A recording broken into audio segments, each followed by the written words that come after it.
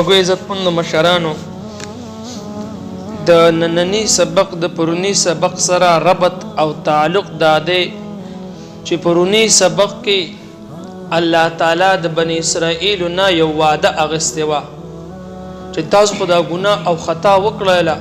لیکن تاسو به یو تقوا اختیاروي او دویم چې کوم اخیری نبی راځي په هغه اخیری نبی باندې به ایمان راوړئ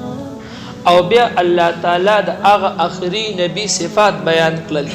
یو صفت ورلدا بیان کو چې د صفات په تورات کې لیکل شوی دي دویم صفت ولدا بیان کو چې دا به امي وي دریم صفت ولدا بیان کو چې بنی اسرائیل کم حلال سيزونه په خپل ځان باندې حرام کړی دي دا به داوی د لپاره حلالي بل صفت ورلسورم دا بیان کو چې په دوی کم سخت احکامات دي هغه سخت احکامات پر دوی لري کوي او آسان احکامات دا ورل ور کوي بل صفت والدا بیان کو چې بنی اسرائیل کې کم رسم او رواج جوړ شوی دی هغه رسم او رواج ابتداء په دوی باندې بوجو او د بوج نه پس هغه دی په دې مرو کې حد کړی شانتي او توقونه شان دا اچول شوی دي هغه پیغمبر برازي غلط رسم او رواجونه دا بداغینه ختمي بیا نبی علیه الصلاۃ والسلام را لې او نبی علیه الصلاۃ والسلام په هغه صفات سره لې چې کوم صفات په تورات کې لیکل شوی او دا چا پزین کې اشکال راتلی شو چا پزین کې اعتراض راتلی شو چې دا نبی علیه الصلاۃ والسلام جوړ صرف د بنی اسرائیل نبی دی د ټول امت د پر پیغمبر نه دی لکه څنګه چې موسی علیه السلام خاص قوم ته پیغمبر راغلو عیسی علیه السلام خاص قوم ته پیغمبر راغلو دغه رنګ هارون علیه السلام دانیال علیه السلام زکریا علیه السلام یحیی علیه السلام څومره چې سلسله ده دا خاص قوم خاص قوم منظمه بنی اسرائیل چې هغه د پیغمبران راغلیو نو نبی علیه السلام بالکل په هغه صفات باندې رااله چې کوم صفات د يهوديانو سره په تورات کې لیکل شوی چا د اعتراض کولای شو چا د اشکال کولای شو چا پزین کې دا شک راتلی شو چې ورته نبی علیه السلام دا د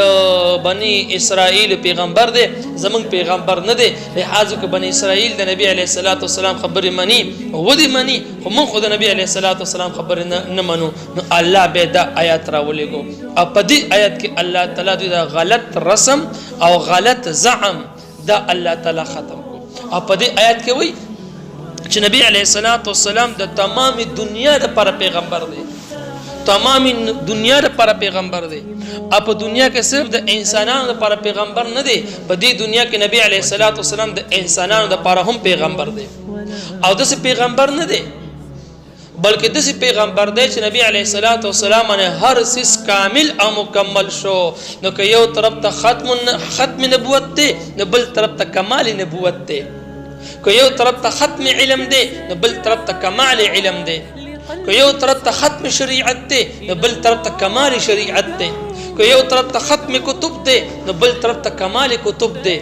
که یو طرف ته ختم اخلاق دی نو بل طرف ته کمال اخلاق دی که یو طرف ته ختم امت دی نو بل طرف ته کمال امت دی الله تعالی د آدم علیه السلام نه سلسله شروع کړې و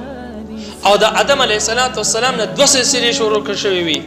یو سلسله روحاني شروع شوې و او بل سلسله مادي شروع شوې و دا ځکه اهم دغه ورسېوا ورخه د آدم علیه السلام نه دوه سلسلې دا شروع شوې وي یو سلسله روحاني شروع شوې و چې هغه پیغمبرتوب دی او دویمه سلسله مادي و چې هغه د ارسیز نمونه ولی د دنیا ابتدا د نوم نشوي دا د دنیا ابتدا د نوم نشوي دا وعلم آدم الاسماء كلها آدم علیه السلام ته الله د ارسیز نوم اخودو دنیا ابتدا د مادي سيزون ابتدا دا د نوم نشوي دا دی وسنا چې ماشوم وشي نړم به ورلنم دی به ورنوم دا ورلګ دی نو د مادي سيزون ابتدا دا د نوم نشوي دا او د روحاني سيزونو ابتدا دا د نبوت او د پیغمبرتوب نشوي دا نو آدم علیه السلام په وخت کې دا مادي سيزونه دا په ابتدا درجه کې او دا روحاني سيزونه دا په ابتدا درجه کې نو د آدم علیه السلام په وخت کې د ارسیز نومو دا غینه پس د نمونه صفات شو دا غینه پس د نمونه خواص شو دا غینه پس د نمونه حقیقتونه شو او دا دنیا اخري حد حقیقت دی د دین پس په دنیا نور ترقی نه کوي هغه نمونه ترقی کوله صفات ترال هغه صفات ترقی کوله خواص ترال ارس خاصیت معلوم شو او د خاصیت نه پس د ارس حقیقت معلوم شو دنیا ایجادات وکړل دنیا ډېر لوی ترقی وکړي د دې نه پس په دنیا ترقی نور نه کوي باقي به ختميږي ینه پس با دنیا نور ترقی نه کوي دا باقي به ختميږي او نبی علیه او دمه سلسله در پیغمبر توب روانه وا بل سلسله د الله د احکامات روانه وا بل سلسله د الله تعالی د شریعت روانه وا د شریعت آدم علیه السلام له ورکو نوح علیه السلام له ورکو قوم عاد له ورکو قوم ثمود له ورکو قوم لوط له ورکو قوم ابراهیم له ورکو بنی اسرائیل له ورکو رفتا دراتلو تر دې پورې چې دې شریعت صحیح سه د الله تعالی نبی علیه السلام له حواله کړه نبی علیه السلام د حصہ د عزتمن مشرانو حواله شولا د څومره د الله شریعت ته دا شریعت په دین اسلام باندې انتها ته ورسېدو باقي دینه پس بل شریعت ناراضي بس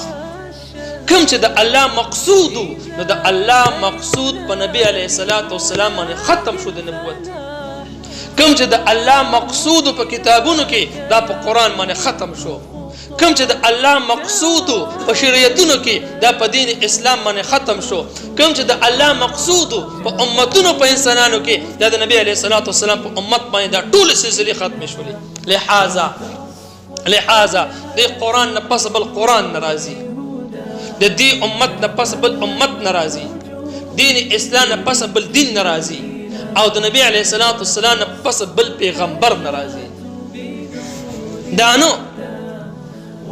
چیرې بس پیغمبر توپ ختم شو دانو چیرې شریعت ختم شو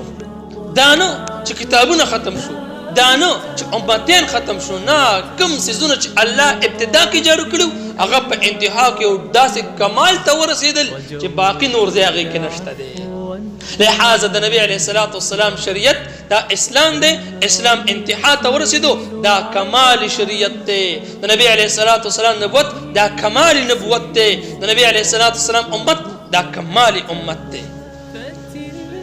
نو که یو طرف ته ختم نبوت دی نو د بل طرف ته کمال نبوت دی که یو طرف ته ختم کتب دی نو بل طرف ته کمال کتب دی که یو طرف ته ختم شریعت دی بل طرف ته کمال شریعت دی که یو طرف ته ختم امت دی نو بل طرف ته کمال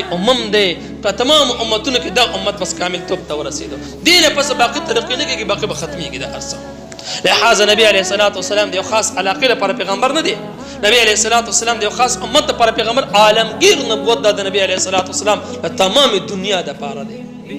تمامي دنیا د پاره د نبی علیه السلام نبوت دی تمام دنیا د پاره د نبی علیه السلام تعلیمات دي نبی علیه السلام پس بل پیغمبر او بل نبی دا ناراضي لازم عقیده ده لازم ایمان دی او چې څوک د دینه پس د بل نبی دراتلو یقین ساتي دا مسلمان نشي کېدی دا کافر دی دا مسلمان نشي کېدی دا کافر دی موږ ته الله ویلي دي لہذا نبی علیه السلام د خاص قوم د پاره او د خاص علاقې لپاره پیغمبر نه دی راغلی نبی علیه السلام د ټول امت د پاره او د ټول دنیا د پاره او کافران دي دام د نبی علیه السلام امتیان دي کو سیکان دي دام د نبی علیه السلام امتیان دي کو پیریان دي دام د نبی علیه السلام امتیان دي کو مسلمانان دي دام د نبی علیه السلام امتیان دي خو امتی په دوه قسمه دي یو ته ویل کېږي امت ایجابي او دیم ته ویل کېږي امت ایجابي کرازي دوی ته د نبی علیه السلام تعلیمات ورسېدل دوی د نبی علیه السلام تعلیمات قبول کړل کافرانو ته د ټولو ته د نبی علیه السلام تعلیمات رسېدلي دي هغوی تعلیمات قبول نه کړل امت د نبی علیه السلام دا ټول